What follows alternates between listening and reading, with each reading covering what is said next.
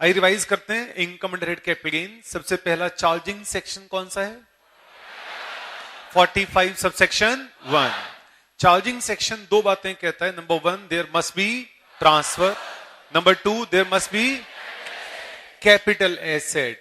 दूसरी बात यह है, इनकम किस ईयर में टैक्सेबल होगी? As per charging section, income shall be taxable in the year in which transfer took place. लेकिन इसके 3 एक्सेप्शंस हैं। 45 subsection 1 capital A, 45 subsection 2 and 45 subsection 5।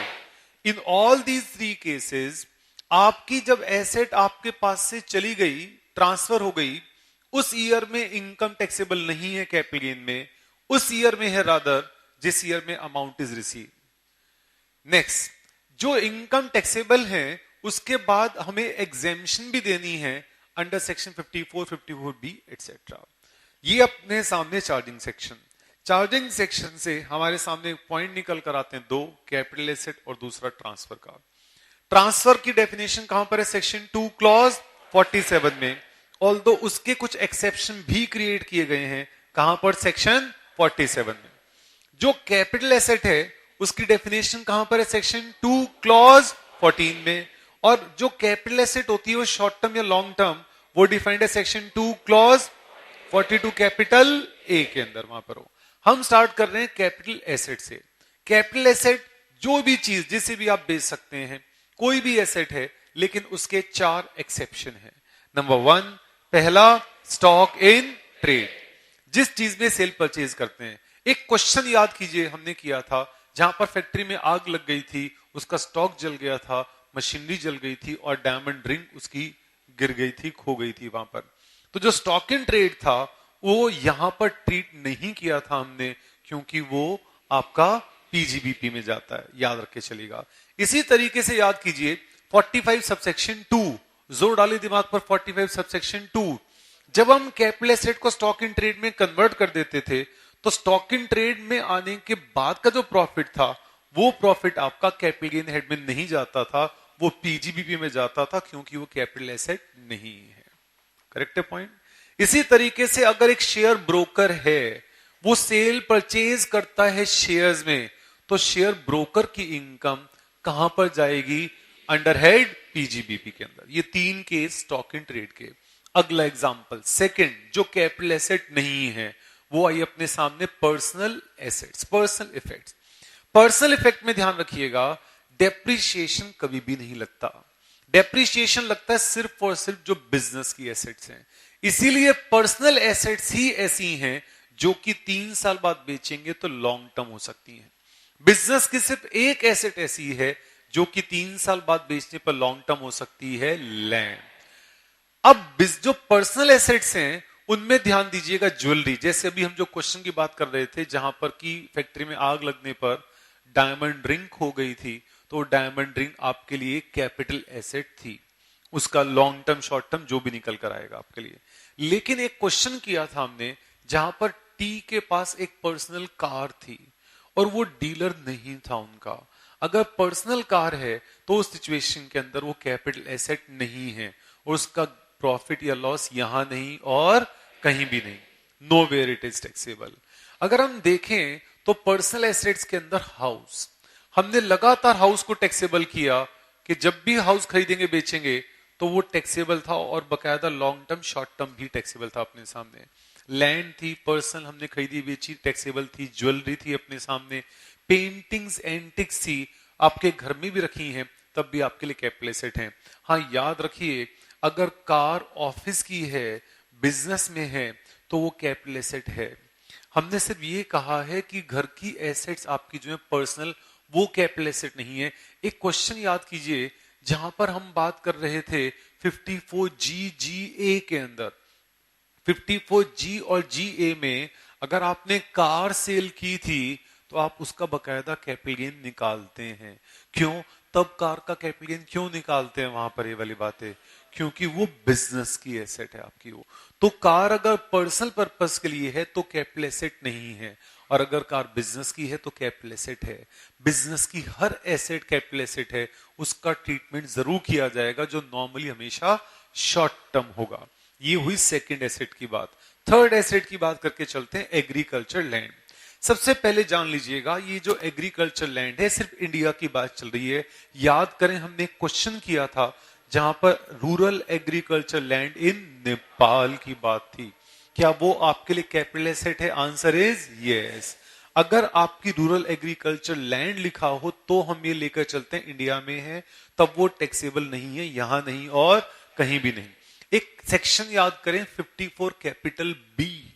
54 B में हम अर्बन लैंड बेचते थे तो टैक्सेबल था, फिर हम एग्जेम्पशन क्लेम करते थे। लेकिन अगर हमने रूरल एग्रीकल्चर लैंड बेची थी तो उस पर एग्जेम्पशन क्लेम करने की जरूरत नहीं थी, क्योंकि वो कैपिटल एसेट है ही नहीं, टैक्सेबल है ही नहीं। ऑल्सो 54 बी में याद करें, अगर 3 साल के अंदर अंदर आप लैंड बेच देते थे तो आपका एग्जेम्प्टेड कैपिटल गेन नई लैंड की कॉस्ट में से लेस किया जाता था। लेकिन अगर अर्बन बेचकर आपने रूरल परचेज कर ली थी और रूरल लैंड 3 साल के अंदर अंदर बेच भी दी थी, तब भी कुछ नहीं होगा, क्योंकि नई लैंड रूरल जो थी आपकी, उसका कैपिटल गेन कंप्यूट होगा ही नहीं। Correct. Fourth case, gold deposit bonds. ये जो बॉन्ड्स हैं आपके इस सिचुएशन में, गोल्ड डिपॉजिट बॉन्ड पुराने हो चुके हैं, खत्म हो चुके हैं आपके। लेकिन यहां से याद रखिएगा कि बाकी जितने भी शेयर डिबेंचर हैं, आप उनके डीलर ना हो, वो आपके लिए कैपिटल एसेट हैं आपके लिए। Keep it in mind, bond भी डिबेंचर भी सब आपके लिए कैपिटल एसेट हैं आपके लिए। करेक्ट हो गया पॉइंट? Okay, next. जब भी अपना क्वेश्चन शुरू करेंगे तो हमेशा पहले जरूर देखेंगे शॉर्ट टर्म लॉन्ग टर्म, उसी से गाड़ी आगे बढ़ती है। सेक्शन 2 क्लॉज 42A के अंदर नॉर्मली पीरियड कितना है? 36 मंथ्स, अदरवाइज कितना पीरियड है? 1 ईयर। जो 1 ईयर है वो किसके लिए है? शेयर्स। कौन से? इक्विटी या प्रेफरेंस या दोनों? सबसे की पॉइंट ये है कि जब हम 1 साल का पीरियड देखते हैं तो सारे शेयर्स हैं, लेकिन जब हम 10, 38 और 111A देखते हैं तो हम सिर्फ listed equity share sold through RSC, तभी हम लेके चलते हैं। यहां पर हम डिबेंचर्स जो हैं यहां पर वो लिस्टेड डिबेंचर्स हैं, उनका पीरियड भी 1 साल से ज्यादा का होना चाहिए आपके यहां पर। नेक्स्ट पॉइंट अपने सामने, मम्मी सेक्शन 50 कैपिटल सी।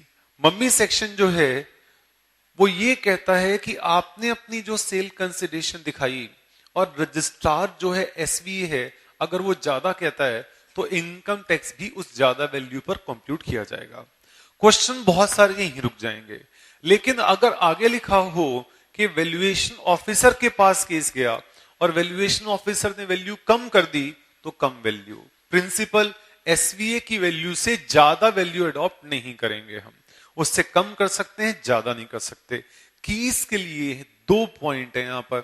नंबर 1, अगर मैंने एसएससी ने अपनी वैल्यू दिखाई थी 10 लाख, रजिस्ट्रार कहते हैं 50 लाख रुपीज, तो जो एक्सपेंसेस ऑन ट्रांसफर हैं वो 10 पर या 50 पर?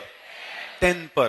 सेल कंसीडरेशन शैल बी 50, लेकिन वो ग्रॉस सेल कंसीडरेशन है, जो भी ब्रोकरेज आएगी वो वहां से आप लेस कर देंगे, जो सेल कंसीडरेशन में से। Balance shall be net cell consideration. Correct point. जब आप 54F निकालने लगेंगे तो 54F किस पर कंप्यूट करेंगे? सोच समझ के ध्यान से जरा, 54F किस पर करेंगे यहां पर आप? एसएससी की वैल्यू पर या एनएससी पर? एनएससी पर, बुक में। Next point, indexation. इंडेक्सेशन में एक केस का नाम जरूर ध्यान रखिए, मंजुला जे शाह, बॉम्बे हाई कोर्ट। ये केस सिर्फ तब कोर्ट करना है जब एसेट गिफ्ट में मिली हो, सिर्फ तभी कोर्ट करना है जब गिफ्ट, अदरवाइज हमेशा कोर्ट नहीं करना आपको। जब एसेट गिफ्ट में मिली हो तब कोर्ट करना है आपको। याद रखिए, अगर गिफ्ट में एसेट मिली है तो प्रीवियस ओनर से ही period of holding, previous owner की कॉस्ट, प्रीवियस ओनर से इंडेक्सेशन देखकर चलेंगे। मंजुला जे शाह जरूर याद रखे। चलिए नेक्स्ट, 1-2 केस ऐसे हमने पढ़े थे जहां लॉन्ग टर्म है फिर भी इंडेक्सेशन नहीं करते हम। एक तो था स्लम सेल और दूसरा था डिबेंचर या बॉन्ड्स। इन दोनों केस में अगर लॉन्ग टर्म भी आ जाए तब भी आप उसको इंडेक्स नहीं करेंगे। अगर इंडेक्स नहीं करेंगे तो लॉन्ग टर्म बनाने का फायदा ही क्या है? फायदा है क्योंकि टैक्स रेट का फर्क पड़ता उसके बाद कि टैक्स रेट कितना कितना चलेगा. Keep it in mind. Next, 1481 से पहले एसेट खरीदी अगर आपने, तो उस सिचुएशन के अंदर पहले खरीदी है तो आप एफएमवी ले सकते हैं. याद रखिए, कोई 1481 से पहले की है उसे बिल्कुल भूल जाइए. अगर बोनस शेयर 1481 से पहले आ गए थे तो क्या 1481 को एफएमवी देख सकते हैं? यस. अगर हमारी वो 8 एसेट्स थी जो सेल्फ जनरेटेड वाली थी, वो 1481 से पहले जनरेट हो गई या परचेज कर ली, क्या आप एफएमवी देख सकते हैं? आंसर इज नो, नहीं देख सकते. Next, most critical point, advance money forfeited. अब ये सेक्शन खत्म हो चुका है. कभी भी कोई भी पर्सन अगर एडवांस मनी फॉरफिट करता है, मोस्ट क्रिटिकल पॉइंट, चाहे प्रीवियस ओनर फॉरफिट करे, 1481 से पहले करे, कभी भी फॉरफिट करे, तो क्या करेंगे? सीधा कहां टैक्सेबल होगा? अदर सोर्स के अंदर. It shall be taxable under head other sources, section 56 के अंदर. ओके